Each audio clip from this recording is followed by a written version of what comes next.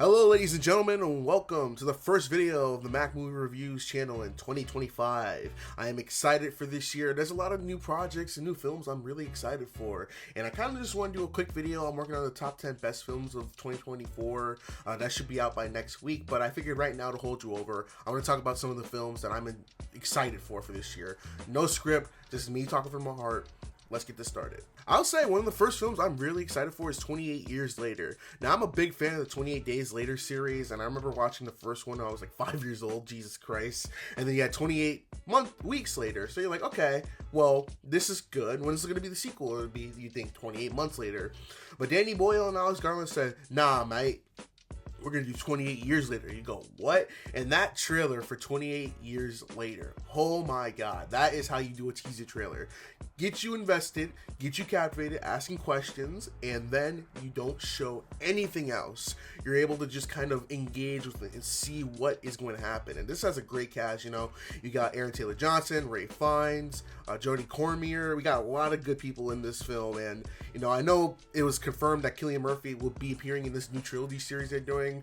And there was a lot of speculation like, oh, that infected person rising, that's Jim, he's dead. And I think stuff like that makes it really cool to see like theories like that. And it's really good to see that this fan base of 28 years, days, months, whatever we're gonna call it, still active after all the years. Makes me so happy. I'm so excited for this movie.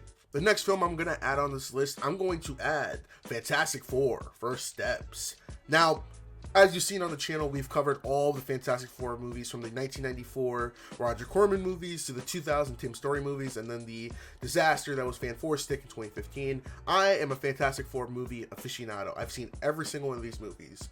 And it would always said that to make a truly great Fantastic Four movie, it would have had to go straight to the MCU, straight to Marvel. Kevin Feige's hands like, all right, let's cook. And the fact that we haven't seen a trailer to this yet, like officially at the time of this recording in January 26th, probably will be seeing a trailer around Super Bowl time in a few weeks. So if it goes there, you can go back here and tell me I was wrong with the trailer. But it's just everything. It looks really interesting with the leaked footage we've seen with the Comic-Con. They had the trailer. We saw Galactus. We haven't seen what Silver Surfer looked like. The cast looks great. You know, Pedro Pascal, Vanessa Kirby, oh my gosh, Joseph Quinn and Ebon Moss. I think all of them will do well.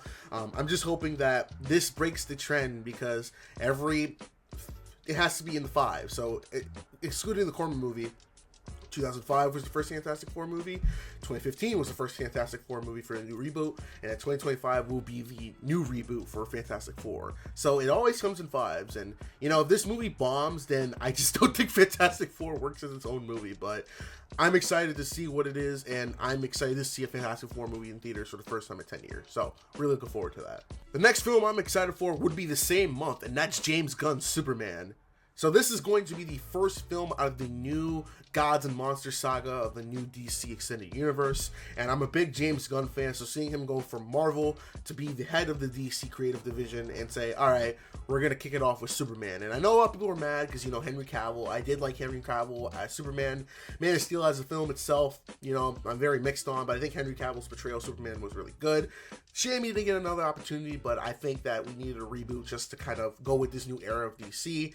From the trailer, it looks like a classic return to the George and Christopher Reeves of Superman, that hope and optimism.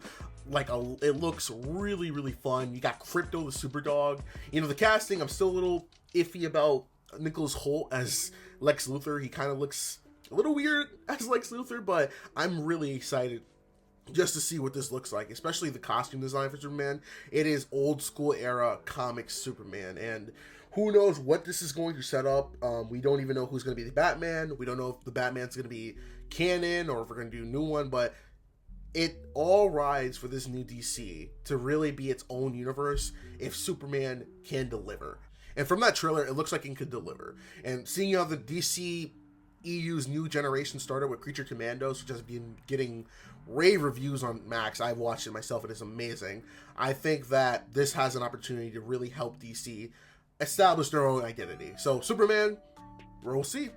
Next movie I'll add that I'm excited for is a movie series that has been laying doormat for the last 14 years. And that is Final Destination Bloodlines.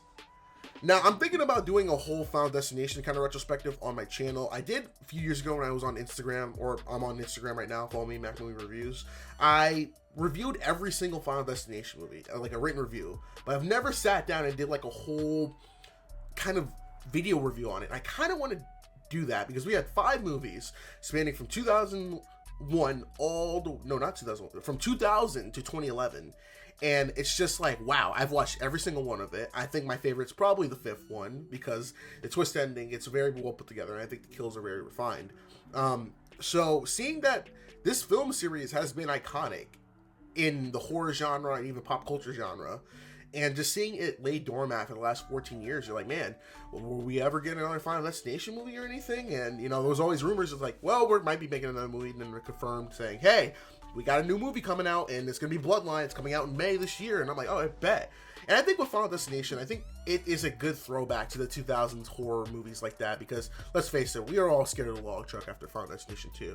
So, you know, Final Destination is a cultural phenomenon, and I'm really excited to see how they follow up the 5th one, which turned out to be the prequel to the whole series. So seeing this take place, this would be kind of a sequel to the 2009 one, because this is going to be continuing that new generation, that new legacy type thing. So we'll see how Final Destination Bloodlines holds up. I know that it was confirmed that the late Tony Todd, he did reprise his role as William Bloodworth, so this will probably be his last recorded footage for Final Destination, which is sad, but it'll be awesome to see him one more time. I'll see you soon. And the last film that I'll say I'm excited for is gonna be Megan 2.0. First of all, it's weird that Megan's not coming out in January like it did in 2023, but that's neither here or there. The first Megan was a surprise hit to start off the year 2023. And from the trailers, you're like, well, this just doesn't look really appealing. It looks kind of stupid. But to be honest, it was such a fun film. Kind of shows why Blumhouse sometimes can be the best horror studio. I mean, some of their films, you know, it's not 100%, but films like Megan show like, okay, there's creativity there. And, you know, Megan has become a horror slasher icon, and with the ending of the first Megan really setting up for a sequel, we were really excited to see where Megan 2 goes, and then where she goes into the cloud, becomes an AI sentient. I think Megan 2 has potential to be a good launching off point for more of this series, and depending on how it goes, I know we got a lot of the same team coming back, everything, I think that Megan 2.0 could be a good improvement from the first film, and I'm really excited to see where they'll take the story next.